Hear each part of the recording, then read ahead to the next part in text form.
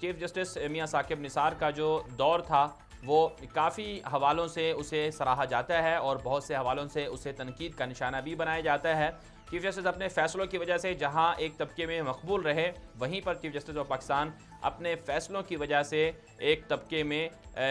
काफ़ी उनको तनकीद का निशाना भी बनाया जाता रहा। बिलखुसूस चीफ जस्टिस ऑफ पाकिस्तान का जो फैसला था, पनामा केस का फैसला, इस हवाले से जिस तरह से जमात इस्लामी के लोग कहते हैं कि उनकी तरफ से भी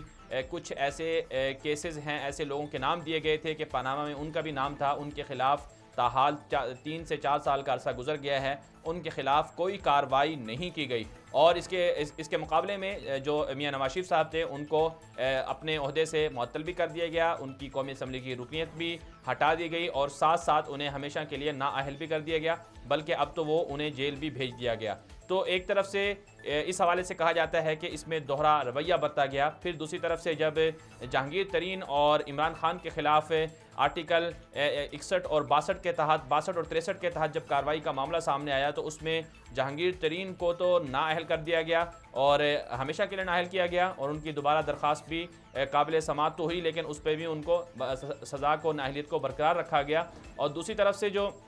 इमरान खान साहब का मामला था, उनके ऊपर भी कुछ इस तरह के मामले थे, जिस तरह से उनका बनी गाला का जो अपना घर था वो और दीगर जो मामला थे उनके खिलाफ भी जब पिटीशन केस दायर हुआ था उसमें यही कहा गया था कि वो भी आर्टिकल 62 और 63 पर पूरा नहीं उतरते, लिहाजा उन्हें भी नाअहल किया जाए, तो उनको बरी कर दिया गया और आज वो पाकिस्तान के वज़ीर आज़म हैं। तो इस हवाले से कहा जाता है कि इस केस में चीफ जस्टिस पाकिस्तान ने या पाकिस्तान की अदालतों ने दोहरा रवैया बरता है, ये एक तबके का कहना है। और इसके अलावा जो दूसरा एक तबका है वो इस्लामी जो मामलात हैं उस हवाले से चीफ जस्टिस के जो फैसले हैं उनको तनकीद का निशाना बनाता है। बिलखुसूस आसिया मसीह केस जो एक तवील अरसे और पाकिस्तान की तारीख का एक मजहबी एतबार से काफ़ी उस केस पर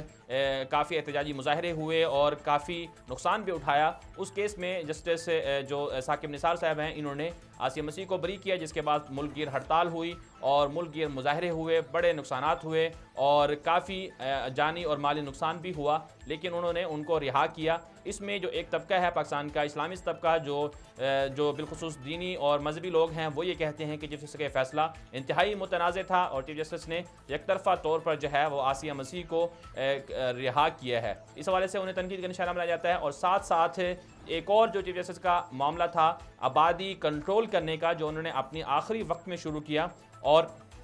उन्होंने अपने आखिरी वक्त में शुरू किया और कहा कि आबादी कंट्रोल की जाए क्योंकि पाकिस्तान के वसाइल बहुत कम हो रहे हैं और आबादी की वजह से पाकिस्तान को मसाइल का सामना है। तो ये जो फैसला था, ये जो तहरीक के साथ चलाने का ऐलान था, इस पर भी chief justice of Pakistan Saqib Nisar साहब को तनकीद का निशाना बनाया जाता रहा और चीफ जस्टिस ऑफ पाकिस्तान की इस तहरीक को पाकिस्तानियों ने रद्द कर दिया और कहा कि पाकिस्तान के जो मसाइल हैं वो आबादी बढ़ने की वजह से नहीं है, बल्कि असल जो मसला है पाकिस्तान के अंदर वो वसाइल की सही मानों में तकसीम का ना होना और वसाइल पर एक तबके का, एक मखसूस तबके का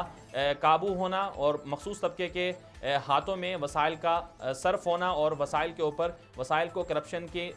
वसाइल जो हैं करप्शन के ज़रिए खर्च होना है और आबादी बढ़ना ये कोई बड़ा मसला नहीं है। तो इस हवाले से भी चीफ जस्टिस ऑफ पाकिस्तान को तनकीद का निशाना बनाया जाता रहा। तो बहरहाल चीफ जस्टिस ऑफ पाकिस्तान के जो 2 साल का दौर था उसमें जहाँ अच्छे फैसले थे, वहीं पर उनके फैसले कुछ ऐसे हैं जो हमेशा के लिए तारीख का हिस्सा रहेंगे, जिन पर उन्हें तनकीद का निशाना बनाया जाता रहेगा। अब आगे ये देखना है कि पाकिस्तान के अंदर अदालती जो सिस्टम है उसे बेहतर बनाना है। कई हज़ार केसेस हैं जो पाकिस्तान की सुप्रीम कोर्ट में ज़ेर अल्तिवा हैं, लाखों केसेस हैं जो पाकिस्तान की जो मातहत सूबाई अदालतें हैं उनमें ज़ेर अल्तिवा हैं और हज़ारों और लाखों की तादाद में, बल्कि लाखों की तादाद में ऐसे लोग हैं जो आज भी पाकिस्तान की अदालतों से इंसाफ मांगते हैं, लेकिन कई साल गुजर गए हैं,